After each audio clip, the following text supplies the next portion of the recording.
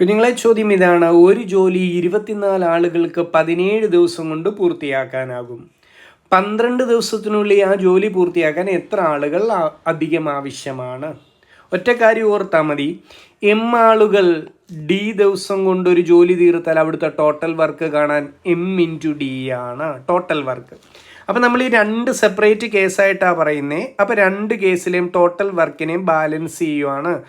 M1D1 = M2D2, അത്രയേ ഉള്ളൂ. ആദ്യത്തെ കേസിൽ എത്ര ആളുകളുണ്ട്? 24 ആളുകളുണ്ട്.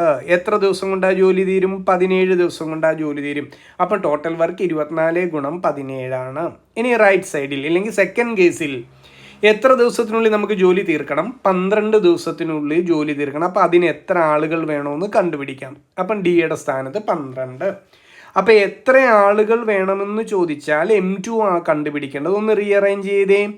24 × 17 / 12. ക്യാൻസലേഷൻ നടക്കുമ്പോൾ 12 കയറി 24 ക്യാൻസൽ ചെയ്ത് കളയും. 12 × 2 ആണ് 24. ബാക്കി എന്തു വന്നു? 17 × 2. നമുക്ക് മനസ്സിലായി ഇവിടെ ആളുകളുടെ എണ്ണം എത്ര വേണം? 34 ആളുകൾ ഉണ്ടെങ്കിൽ മാത്രമേ ആ ജോലി 12 ദിവസം കൊണ്ട് ചെയ്ത് തീർക്കാൻ പറ്റൂ. ഞാനൊന്ന് ചോദിക്കട്ടെ, ഇവിടെ ചോദിച്ചിരിക്കുന്നത് ആളുകളുടെ എണ്ണമാണോ? അല്ലല്ലോ.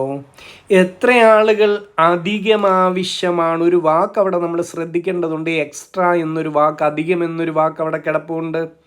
എത്ര ആളുകൾ അധികം വേണമെന്നല്ലാതെ എത്ര ആളുകൾ ആവശ്യമെന്നല്ല ചോദ്യം. അപ്പം എങ്ങനെയാണ് ചിന്തിക്കണ്ടേ? ആദ്യം അവിടെ 24 ജോലിക്കാരുണ്ടായിരുന്നു. അവരാണ് 17 ദിവസം കൊണ്ട് ആ ജോലി തീർത്തത്. ഇപ്പം നമ്മൾ കണ്ടുപിടിച്ചു 12 ദിവസം കൊണ്ട് ആ ജോലി തീരണമെങ്കിൽ അവിടെ 34 ആൾക്കാർ വേണം. എന്നാലേ ആ ജോലി 12 ദിവസം കൊണ്ട് തീരത്തുള്ളൂ. അപ്പോൾ എത്ര ആളുകളെ എക്സ്ട്രാ നിയമിക്കണമെന്ന് ചോദിച്ചാൽ 24 ആയിരുന്നു. 34 ഉണ്ടെങ്കിലേ ജോലി തീരത്തുള്ളൂ. അപ്പോൾ എത്ര പേരെ എക്സ്ട്രാ നിയമിക്കണം?